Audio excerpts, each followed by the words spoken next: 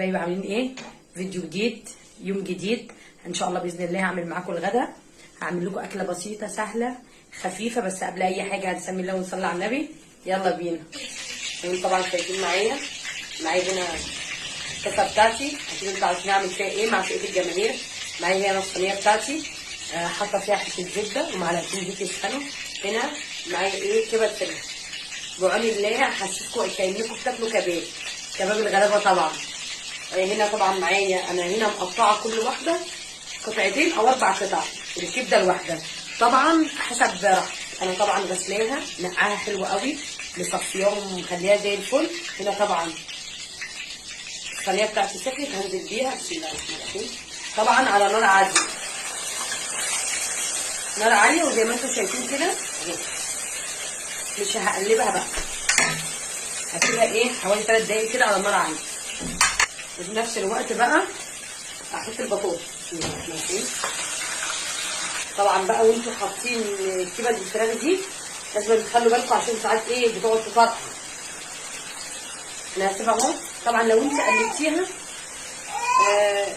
بتتهري وبتصفي ميه، لكن لما تسيبيها كده لما تاخد بقى حوالي 3 دقايق وترجعي تقلبيها هتبقى معاكي حلوه قوي. بس بقى بعد ما ال3 دقايق عدوا عليها هبتدي اقلبها كده بالراحه، تاخد لون الوش التاني.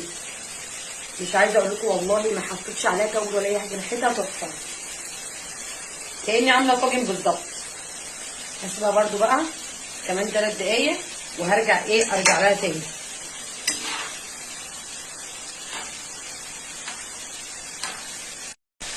عايزه اوريكم بقى زي ما انا قلت لكم سبتها كده 3 دقايق وقلبتها 3 دقايق.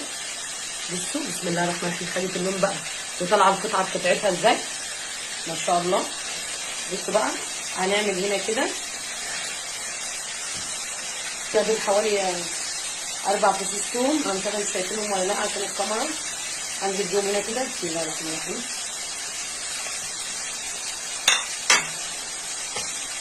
يا دوبك اشم ريحتهم بس.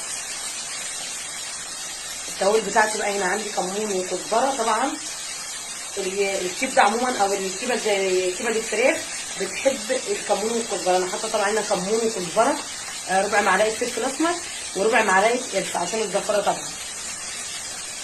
مع ان هي بسم الله ما شاء الله ما فيهاش ريحه زفره خالص.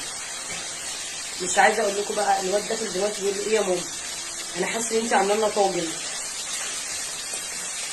طبعا شمينا ريحه الثوم، هننزل بالتوابل بتاعتنا ما شاء الله. الريحه تحفه وغدا خفيف وبسيط. هنا طبعا معايا فلفل رومي اخضر واحمر، ومعايا واحد حراق بسيط كده. في ناس طبعا بتحب عليها بصل، طبعا انت بتعمليه في بيتك حسب رغبتك انت. انا ولادي ما بيحبوش عليها بصل. نزل بقى. طبعا انا بحب احط لها اخر حاجه الملح.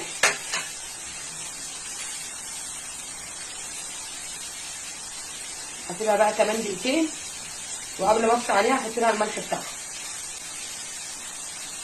عايزين منظرها بيتكلم بسم الله ما شاء الله. هحط لها ملح بسيط خالص، لان طبعا زي ما انتم عارفين ان الكبده من اكتر الحاجات اللي بتمتص الملح. ولان طبعا لما بتيجي تغسليها بتحطي لها ملح، فهي طبعا ما بتبقاش محتاجه ملح ولا حاجه الا ملح بسيط قوي كده. بقى هحط عليه بصوا بقى بسم الله ما شاء الله. الله اكبر، حاجه ما شاء الله تفتح النفس. ودي اكلتنا بقى. طبعا هنجيب بقى زي ما انتم شايفين كده العيش، تقوم انت مدخلاه كده ماشي. بسم الله الرحمن الرحيم. تقوم انت حاطه كده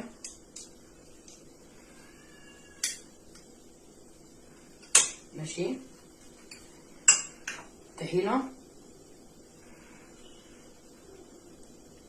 تاكلي بقى احلى سندوتش. طبعا قطعت طماطم وتبلتها. معايا طبق البطاطس اللي ما نقدرش نستغنى عنه، المخلل، الطحينه. طبعا لو وصلتي معايا لحد هنا في الفيديو اتمنى ان انت تشتركي في القناه، تعملي شير للفيديو، تحطي لي لايك، تعليق حلو منك تشجعيني على اللي انا بعمله.